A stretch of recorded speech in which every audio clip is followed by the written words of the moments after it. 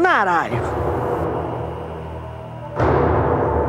महाराज, तुम्ही आत्ता ह्या येळाला? वेळच अशी आली आहे बानू, त्यामुळे इथे येण्या वाचून काही गत्यंतरच नव्हते. म्हणजे असं काय झालं आहे महाराज? तू श्री खंडेरायांकडे हट्ट धरलास म्हणे. या आख्यानातून काहीच हाती लागत नाही अशी तक्रार केलीस म्हणे त्यांच्याकडे. अहो महाराज, रागाच्या भरात बानू बडाबडा बोलली बघा ती अवस्था. आता तुम्ही सांगा तिला समजावा.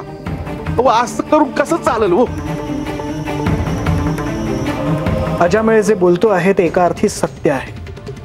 तुझे हे असे वागणे योग्य नाही. मलाही ते आवडलेले नाही. परंतु तू असे का वागलीस हे मला ठाऊक आहे. मी तुझा गुरु आहे बानू.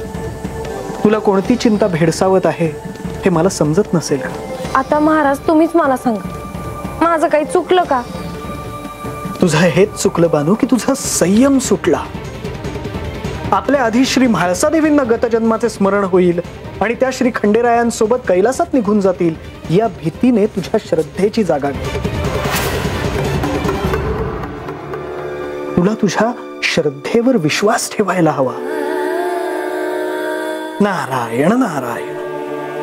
परंतु जे घडते ते चांगल्याच साठी घडते.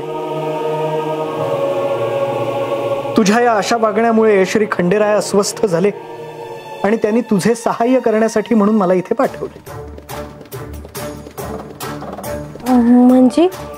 म्हणजे हेच की तुला तुझ्या गतजन्माच्या खुणा सापडण्यासाठी एक व्रत करावं लागेल.